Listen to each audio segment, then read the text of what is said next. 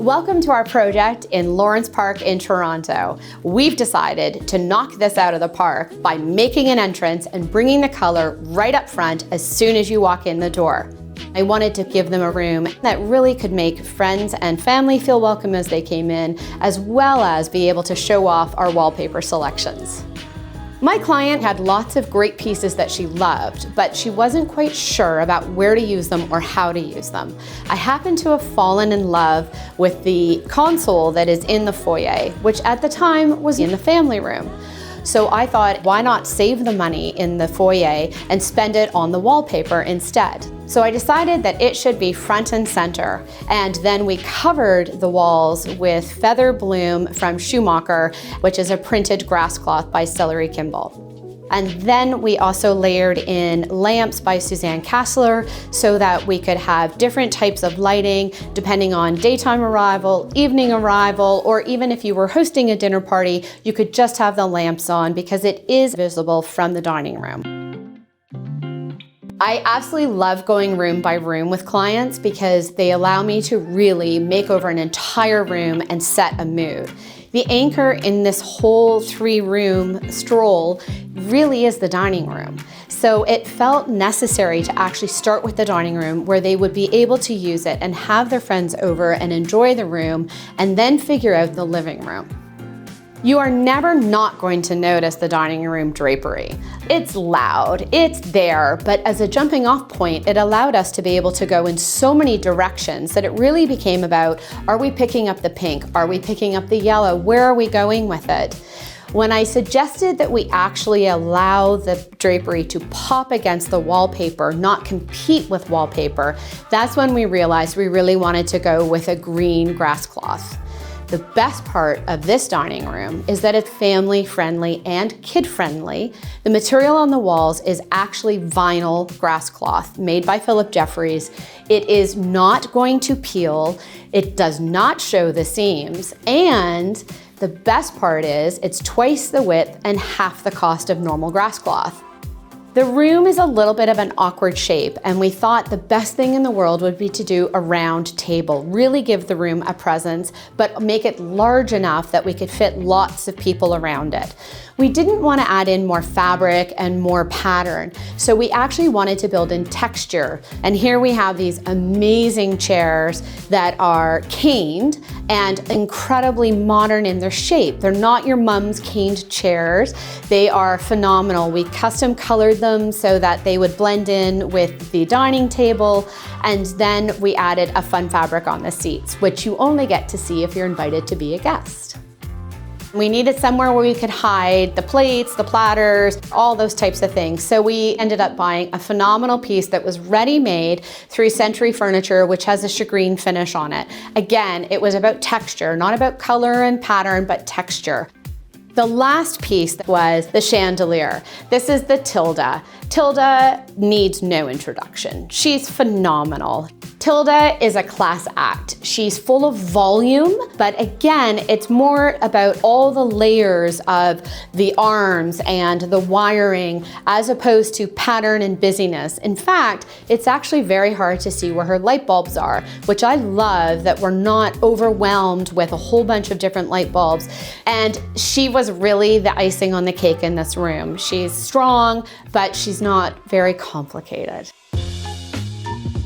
One of the things that we always are challenged with as maximalist designers is that we can't have one room be weaker than another. That doesn't mean that we don't do color or we don't do pattern in every room. We tend to, but then sometimes we have to pick our moments. I decided to build on our texture, and what we did was instead of just having flat painted walls in white, we layered them with another grass cloth by Philip Jeffries, and it is white and it's woven and it's a little chunkier, but it's still vinyl. And we actually took another big risk and we did a white couch in the living room. We kept the couch cushions luxurious and deep and down-filled, but we did a very soft outdoor fabric so that she wasn't worrying every single time somebody sat in their dark jeans on the couch.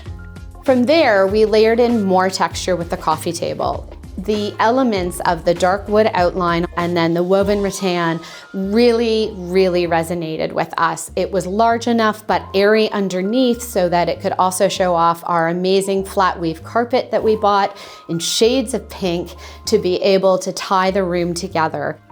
At the far side of the living room, we have these incredible round tub chairs that my client already had. And as a cost savings, we recovered them in an amazing Imogen Heath fabric, which is one of my favorites. One of the things that we look at in furniture placement is where you're going to have your bouquets. It is something I think about when we're entertaining. So a console table is a perfect piece right behind a sofa. You don't have to spend a lot of money on it because it's not a showcase piece where everybody will see the legs and what's underneath, but it is a great piece for layering. And you want to be able to have a surface where you can put a large bouquet of flowers for impact, and it can be seasonal. Put amaryllis in it at Christmas, you can put forsythia in it for Easter, you can continue to put lilies in it all year long. It's simple, it's easy, it's always ready set to go, and it's great for placement. Designing your room is not done after we have picked the envelope, the materials for the walls, the drapery, and the furniture. You now have a showroom. I want to make your house a home, and how we do that is what we call the final layer of design, which is art and accessories. I have to say, I'm so tired of walking into homes where every single surface is bare. Yes, there is room for not having clutter, but there is room for stylized interiors as well. It's a happy medium in between. One of the best examples of this is on my client's dining room table. Her collection of blue and white ginger jars is phenomenal. Now, you can go high and buy antique for all of them. You can go low and collect them as you find them. Never an even number, always an odd number. Don't line things up, collect them. They must create volume when you're stylizing. Things have to be different heights, different widths, just like we are in nature. Different heights of trees, different fullness of trees. We want to be able to recreate that inside as well. Coffee tables are one of those beautiful pieces of furniture that people always are lost as to how to style them. But also, the rest of the time, if it isn't styled, it's just this large gargantuan surface that has no interest and no story. And good design is about the story. So on my coffee tables, it's about the coffee table books. We do them at different layers, different levels. One book by itself, 2 books with a little objet on top, 3 books with another little objet. It's about visual interest, and that's created by having different heights again, by different widths and different colors. We also often take off the shiny covers of books, and we actually like them without that. I think that also having fresh cut flowers is really important. And with prices of flowers going up so much right now, sometimes just getting one single stem or one bunch of flowers that are small and cutting them down creates that beautiful live moment and a seasonal moment on your coffee table. The last layer of our interiors of styling not only are about the surfaces of your furniture, but also your walls. I absolutely love art. I'm a bit of an addict. I have had to cut myself off from a few vintage art sites. We can find pieces for every budget. You can buy pieces for $500. You can buy pieces for $5,000. We can go up to $500,000 for some of our collectors. One of the pieces in the dining room, which is hanging over the side service, is by Cara McIntosh, who I was actually fortunate enough to go to school with and have known since I was in grade 7.